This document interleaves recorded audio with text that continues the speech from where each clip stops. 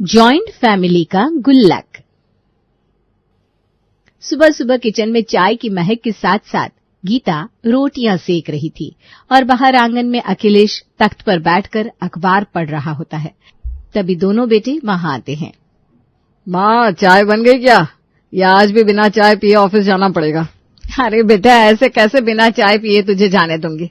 जब तक तेरी माँ जिंदा है ऐसा नहीं हो सकता। अच्छा मम्मी, और मेरी चाय? माँ, इसकी चालाकी बहुत ज्यादा बढ़ गई है। चालाकी नहीं भैया, पॉकेट मनी, ये तो मेरा हक है। बात तो तू सही कह रही है। पूरा घर हंसी के ठहाकों से भर जाता है। शाम को दोनों भाई ऑफिस से घर आकर सीधे अपने पापा के कमरे में जाते हैं। अरे तुम दोनों यहाँ, क्या हुआ? ये लो पापा, 7,000। पापा ये मेरे 16,000 रख लो। अरे इस बार तुम लोग महीना खत्म होने से पहले दे रहे हो? हाँ पापा, इस बार सैलरी थोड़ा जल्दी मिल गई थी तो। अच्छा ठीक है।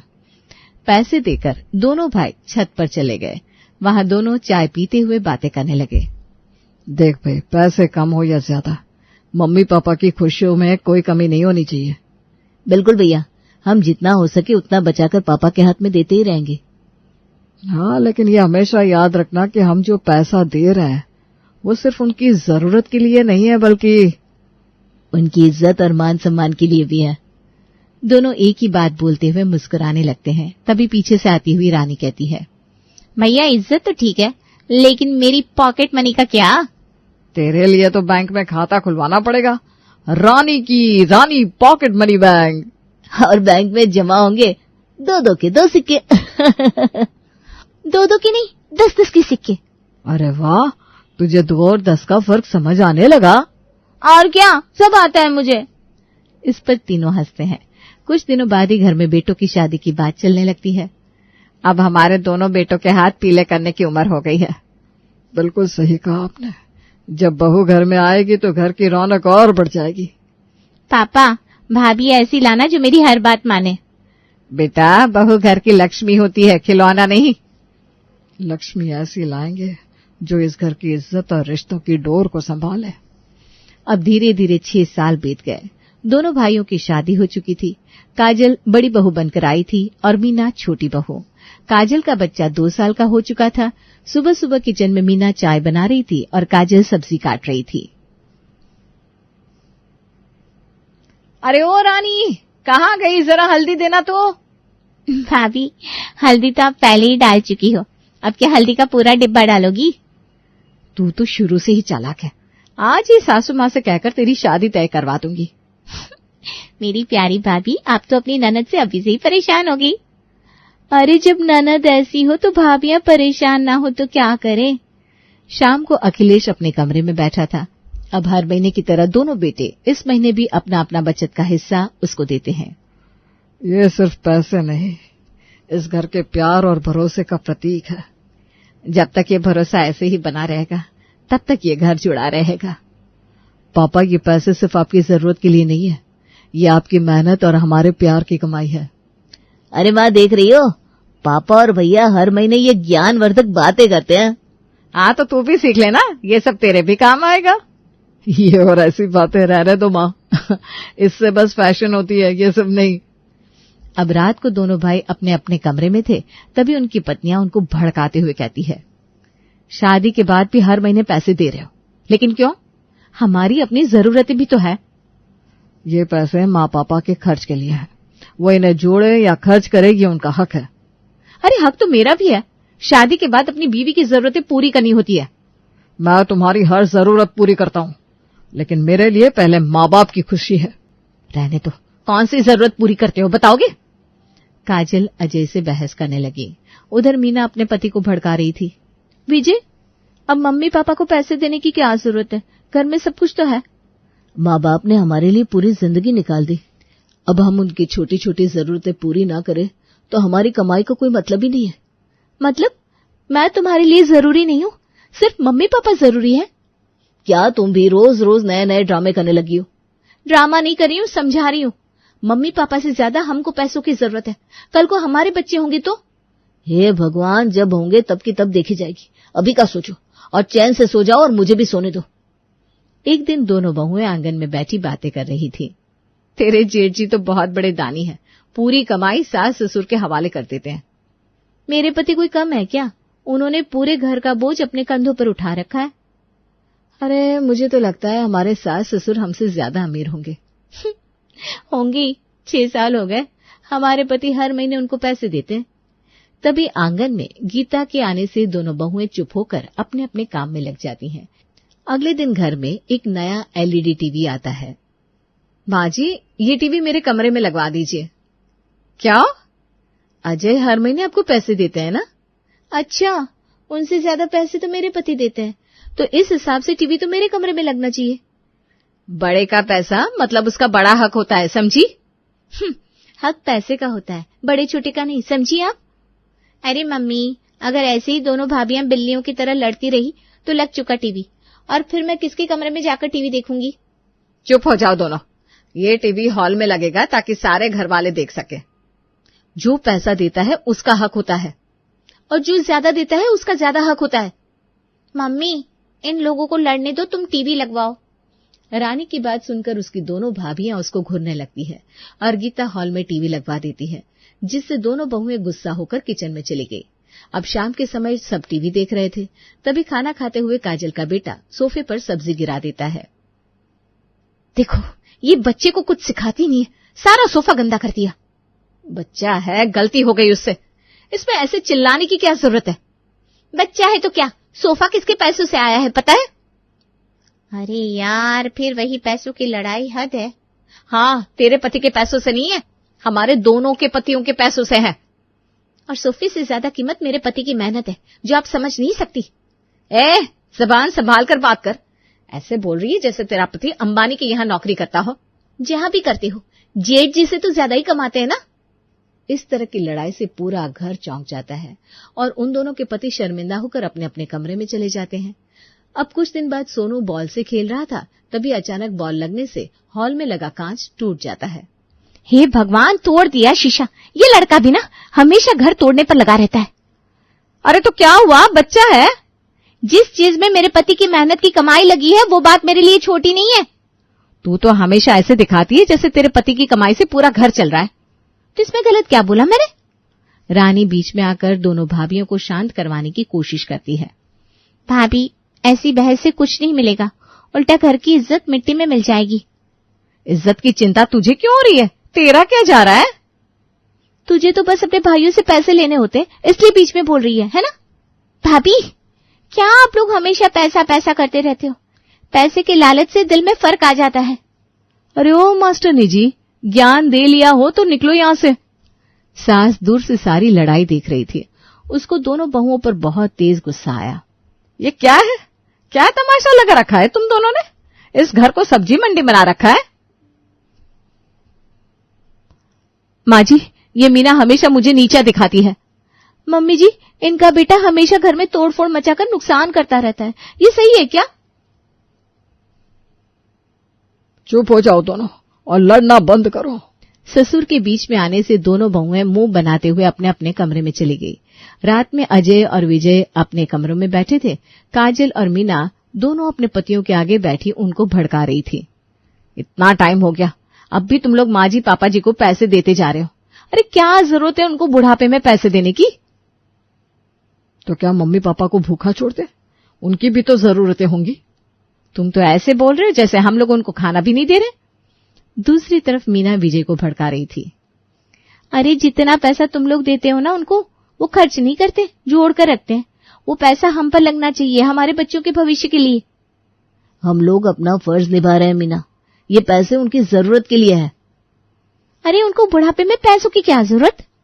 दूसरी तरफ काजल, अरे इनको बुढ़ापे में भजन कीर्तन करने चाहिए, पैसा जोड़ने की क्या जरूरत है? मेरा दिमाग खराब ना करो, सोने दो मुझे। ऐसे ही सोते रहोगे ना तो तुम्हारी किस्मत भी सो जाएगी। अरे तो सो जाओ ना, तुम किससे रोका है? हे भगवान, ये आदमी भी ना। मैं मेरी नहीं किस्मत की बात कर रही हूं। अरे दोनों एक ही है। अगले दिन दोपहर में सास ससुर और रानी डाइनिंग टेबल पर बैठे थे। काजल और मीना खाना परोसते हुए उनको ताने देने लगती है। माँ जी, बुढ़ापे में पैसा जोड़कर आप क्या करोगी? कहीं स्वर्ग में बंगला बनवाने का इरादा है क्या? नहीं नहीं दीदी, मम्मी जी वहां बैंक में इन्वेस्ट करने वाली है। बेटा जो पैसा है ना वो हमारी जरूरत के लिए है, तुम्हारे ससुर जी की दवाइयों का खर्चा भी तो है। अरे दवाइयों में कितने पैसे लगते हैं? हम तो कहते हैं बेटों से पैसा लेना अब तो बंद करो। हाँ, बुढ़ापे में तो भगवान के भजन करने चाहिए, पैसे जोड़ने से क्या फायदा, खाना तो मिल ही रहा है। गीता और अखिलेश एक दूसरे को देखकर चुपचाप अपने कमरे में चले जाते हैं। अगले दिन किचन में काजल और मीना दोनों बर्तन रख रही थी, तब पीछे से गीता कहती है, यहाँ बर्तन रखने में दिक्कत होती है ना, मैं कल यहाँ स्लैब लगवा दूंगी।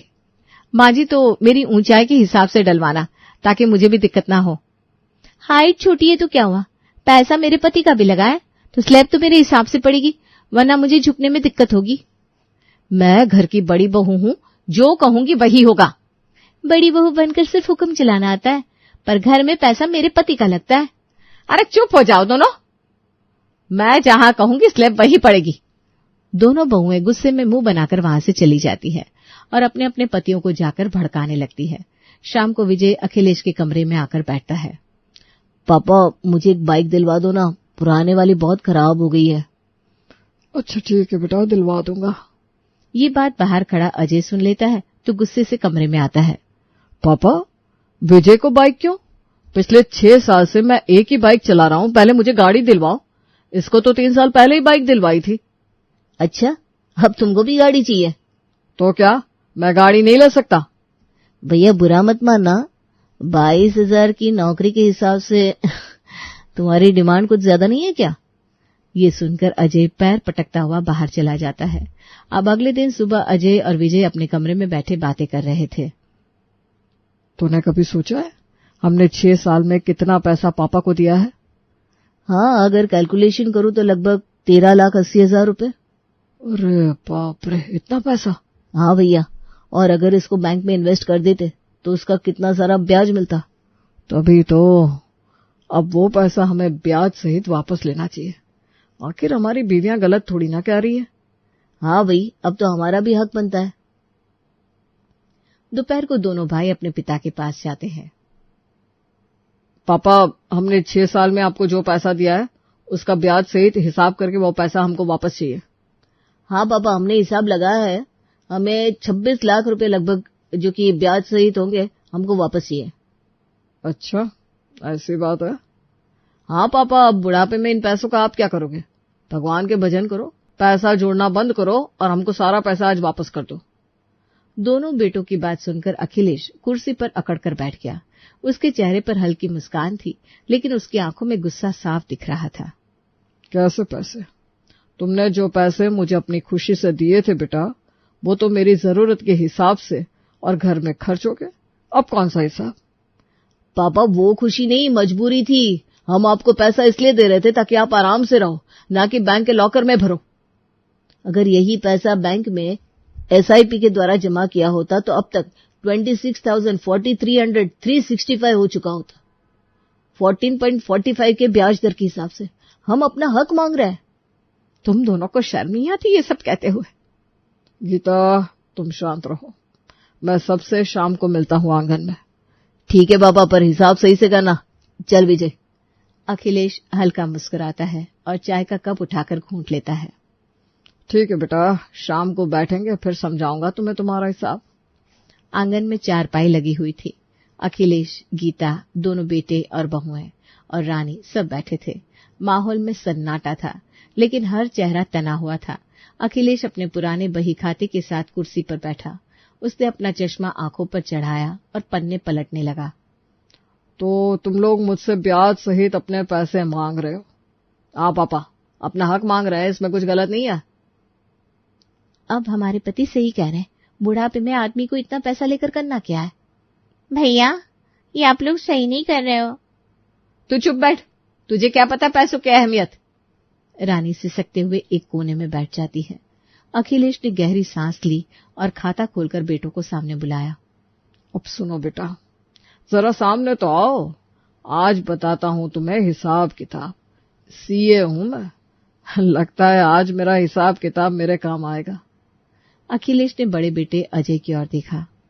अब तू ध्यान से सुन, जब तू बेंगलुरु गया था कोर्स करने तो तुमने मुझसे कहा था 1 साल बाद नौकरी लग जाएगी तो मैं सारा पैसा वापस कर दूंगा, याद है ना?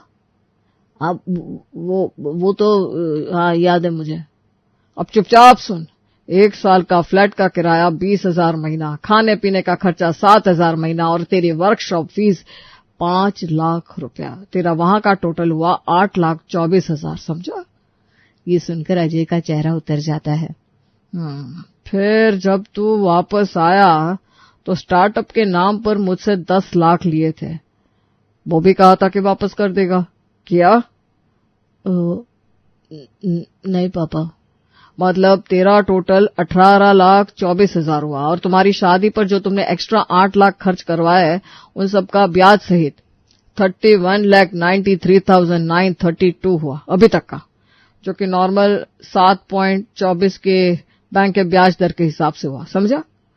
अब अखिलेश छोटे बेटे विजय को सामने आने को कहता है।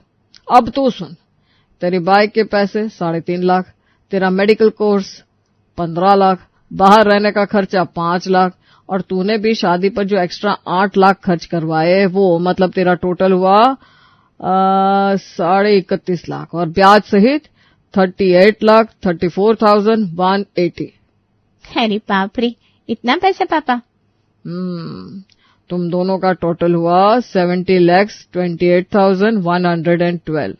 लेकिन चलो मैं 70 लाख मान रहा हूं और तुम मुझसे 26 लाख 26,43,365 मांग रहे हो। तो चलो उसमें से मैं तुम्हारा पैसा काट कर बताता हूं। अब तुम दोनों मिलकर मुझे 43,56,635 दे दो और मेरा घर छोड़कर चले जाओ। ये सुनते ही आंगन में सन्नाटा छा जाता है। दोनों बेटों का चेहरा शर्म से लाल हो गया। ये तो कोई हिसाब नहीं होता। माँ बाप अपने बच्चों पर खर्च करते हैं तो उसका हिसाब नहीं लिखते। तुम्हारे पतियों ने ही सौदा किया था, अब सौदा पूरा करो। मैं तो बस उसका हिसाब ले रहा हूं जो तुम्हारे पतियों ने वापस देने को कहा था, समझे बहू? लेकिन बच्चों पर खर्च किया गया पैसा कौन ही बाप मांगता है पापा? जब बच्चे हिसाब मांगे तब उनको शर्म नहीं आती तो बाप को क्यों आए? हम इतना पैसा कहाँ से लाएंगे पापा? अब गीता बीच में आकर बोली। छोड़िए जी, बच्चे हैं, गुस्से में कह दिया होगा। नहीं गीता, अब ये सौदा पूरा होगा। दोनों बेटे सिर झुकाकर खड़े हो गए। दोनों बहुएं बड़बड़ाने लगी, लेकिन अखिलेश ने एक ही लफ्ज में उनकी बोलती बंद कर दी। सुनो बेटा, बाप बाप होता है। बेटे चाहे कितने भी बड़े हो जाए, हिसाब का पन्ना पलटे बिना बाप के दिल का दर्द नहीं समझ सकते। रानी अपने पापा के पैरों में गिर जाती है और रोने लगती है।